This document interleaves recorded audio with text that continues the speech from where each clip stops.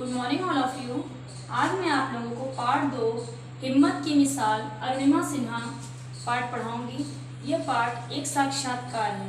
साक्षात्कार साहित्य की वह विधा होती है जिसमें प्रश्नों व उत्तरों के माध्यम से किसी व्यक्ति के बारे में महत्वपूर्ण जानकारी और उसके विचारों को प्राप्त करते हैं। अरुणिमा सिन्हा भारत की राष्ट्रीय स्तर की पूर्व वॉलीबॉल खिलाड़ी तथा माउंट एवरेस्ट पर फतह करने वाली प्रथम भारतीय दिव्यांग हैं। उनको फोर्ब्स पत्रिका के 30 प्रतिभाशाली युवाओं की सूची में शामिल किया गया है। फोर्ब्स पत्रिका, यह पत्रिका एशिया महिला पत्रिकाओं का प्रकाशन करती है। यह 10 अंतर्राष्ट्रीय भाषाओं में प्रकाशित होती है और इसके 60 लाख से अधिक पाठक हैं। अरुणिमा सिन्हा को फोर्ब्स पत्रिका की 30 प्रतिभाशाली युवाओं की सूची में शामिल किया गया है।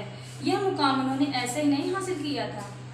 दिव्यांग होते हुए भी उन्होंने पर्वतारोहण की वह कठिन डगर चुनी जिस पर एक सबल व्यक्ति भी जाने से पहले 100 बार सोचेगा।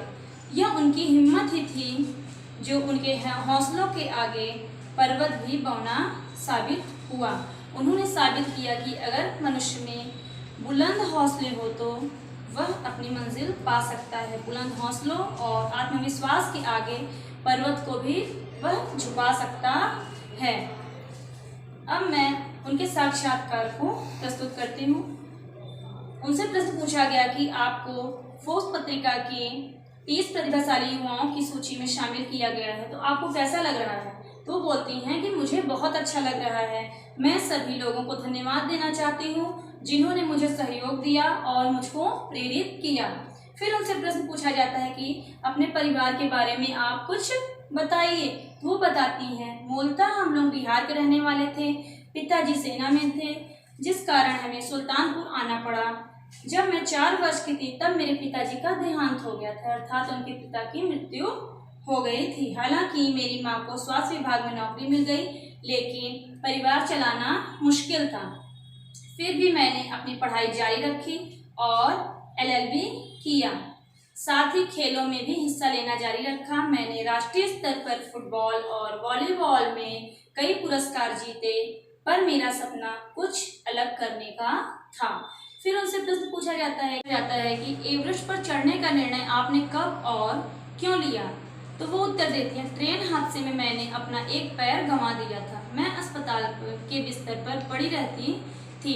परिवार के लोग आते और मुझे देखकर रोते। वे मुझसे सहानुभूति जताते और मुझे बेचारी कहकर संबोधित करते थे, जो मुझे बिल्कुल अच्छा नहीं लगता था। कोई मुझे अबला कहे या बेचारी कहे, यह मुझे बिल्कुल पसंद नहीं।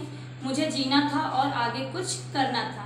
मैंने मन ही मन निश्चय किया कि मुझे ऐसा करना है जो औरों के लिए मिसाल बन सके। फिर उनसे प्रश्न पूछते हैं कि वह ट्रेन हादसा क्या था, कैसे घटित हुआ? तो वो बताती हैं, मैं 12 अप्रैल 2011 को पद्मावती एक्सप्रेस से लखनऊ से दिल्ली आ रही थी। रात के 1 बजे कुछ बदमाश ट्रेन में चढ़े और मुझे अकेला पाकर मेरा सामान छीनने लगे। मैंने उनका डटकर मुकाबला किया, लेकिन मैं अकेली थी। उन्होंने मुझे ट्रेन से धक्का दे दिया। मेरा बायां पैर पटरी पर आ जाने के कारण कट गया। रात भर मैं वहीं तड़पती रही। मैंने चिल्ला चिल्लाकर लोगों को बुलाने की कोशिश की, पर रेलगाड़ी की तेज आवाज़ के आगे मेरी चीखें दब जाती। रात भर मेरे पैरों पर चींटी, मक्खी, मच्छर भिनभिनाते रहे। मैं तकलीफ में तड़पती रही और रोती रही, फिर बेहोश हो गई। सुबह शायद कुछ गाँव वालों की नज़र मुझ पर पड़ी और उन्होंने मुझे अस्पताल पहुँचाया। अस्पताल में जब मुझे होश आया तो पता चला कि मेरी जान बचाने के लिए मेरा पैर काटना पड़ेगा, लेकिन अस्पताल में न तो एनेस्थीसिया था और न ही ब्लड। एनेस्थीसिया शरीर के किसी भाग को प्रतिक्रियाहीन अर्थात शून्य करने के लिए दी जाने वाली दवा होती है। मैं यह सुन रही थी कि अचानक मैंने कहा कि आप लोग मेरा पैर काटिए। रात भर जो दर्द मैंने सहन किया है, यह दर्द तो उससे कम ही होगा। वहाँ आवश्यक उपचार के बाद मुझे दिल्ली के आयुर्विज्ञान संस्थान अर्थात एम्स में भर्ती करवाया गया, जहाँ मैं 4 महीने तक जीवन और मृत्यु के बीच जूझती रही। फिर उनसे पूछा जाता है कि बछेंद्री पाल से आपने प्रशिक्षण कैसे प्राप्त किया?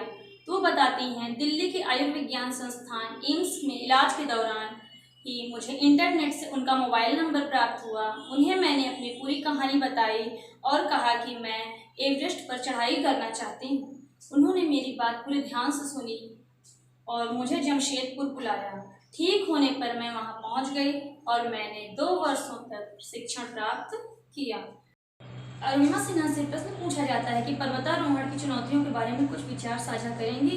वो कहती हैं, यह काफ़ी मुश्किल काम है। हर चोटी को फतह करना अपने आप में अलग है, कुछ ऊंचाई की वजह से तो कुछ रास्तों की वजह से।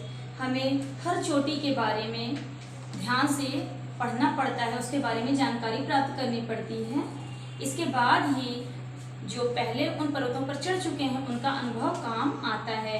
कई बार उनकी लिखित पुस्तकों को पढ़कर तैयारी की जाती है। अरुणिमा सिन्हा से प्रश्न पूछा जाता है कि पर्वतारोहण की चुनौतियों के बारे में कुछ विचार साझा करेंगी। वो कहती हैं, यह काफ़ी मुश्किल काम है। हर चोटी को फतह करना अपने आप में अलग है, कुछ ऊंचाई की वजह से तो कुछ रास्तों की वजह से। हमें हर चोटी के बारे में ध्यान से पढ़ना पड़ता है, उसके बारे में जानकारी प्राप्त करनी पड़ती है। इसके बाद ही जो पहले उन पर्वतों पर चढ़ चुके हैं उनका अनुभव काम आता है। कई बार उनकी लिखित पुस्तकों को पढ़कर तैयारी की जाती है।